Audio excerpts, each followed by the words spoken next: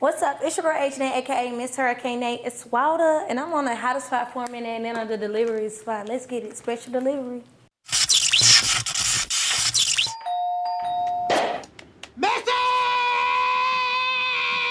You might talk that shit on all, I make a hoe sit down. If I pull up with my gang, I make you hoes get down. You ain't really having motion, tell that hoe to sit down.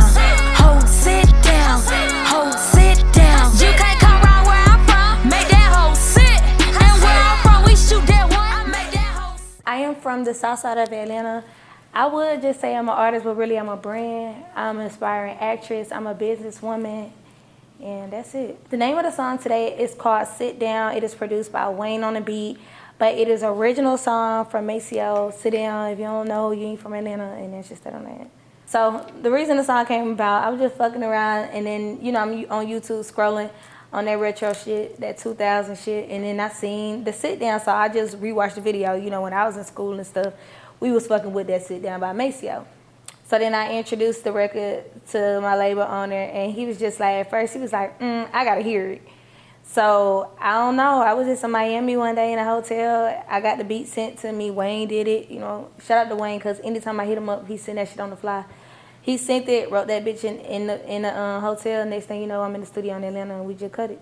So I am dropping my second mixtape. It is called Herricane. It's Wilder. It's gonna be a Cat 5. If you don't know, it's called Category 5. And actually we're gonna drop it in like 4 or 3 different, like we're gonna give you 7, 7, 7. We ain't gonna just do it all, so you can really feel and live with the music. So yeah, I have that on the way. And then after that, I am gonna drop my first melodic mixtape.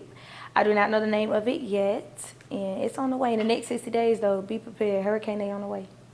Growing up, my most influential music would be R&B music. Like, when I listened to music, really was R&B. Plus, I had, like, my dad, he loved that R&B shit. My mama loved Neo Soul, Lupe, Outkast, and of course, we in Atlanta. So, like, when I grew up, it was like Rich Kids, Travis Porter. We was on that kind of vibe. So, outside of music, I like to pray a lot. I am a praying woman. Faith first, God first, always. Number 2, I love to be with my family. I love to be with my friends. And I just love to catch a vibe. Like, I love to watch movies. I love to cook. And I love to just go on YouTube, like, and just figure shit out that I don't know, or just kind of like watch self-motivation videos. Now I'm getting into reading books because I feel like I want to broaden my vocabulary.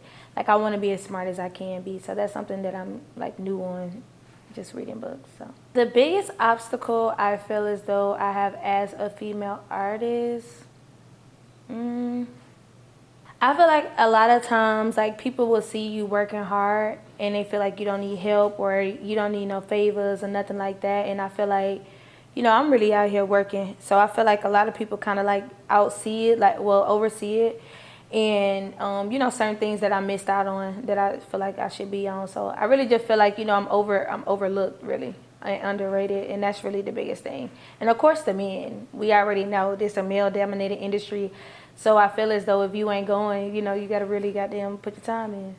I don't know what people misconceive me as, because I kind of like put it out on the ground with it. So like, I'm like an open book for real. But I think that people don't know that I'm more than just a pretty face. I can say that. Like, I feel like some people may think like I'm just like, you know, a pretty girl walking, you know, she might got a body, she might, you know, because, you know, we got some pussy records, you know, they might just do that, but they don't really look into what I got to offer. Like, my chapters, like how a book is a chapter, and every chapter is a different story, and I feel like people oversee that.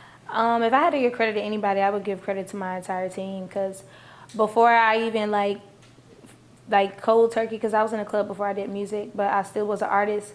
My team seen me, and they seen who I was before I became who I was now. Like, they kind of seen the vision, and we put it together. So I would just say my team, because, you know, they got my back, and they walk and do whatever, you know, we got to do by now.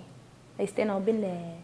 If I had anything to say that would be motivation, like what I say to myself is, anytime I'm tired, anytime I get discouraged, anytime I get worried or anything like that, remember, like, this is the dream, and just remember where I was a year ago, 2 years ago, 4 years ago when I first started. Like, just keep going and see this shit to the end if you really believe. Shout out to my label, Breaking Ball Music Group, the best independent label in the game. You know the vibes. Shout out to my mama. Shout out to my daddy. Shout out to my grandma.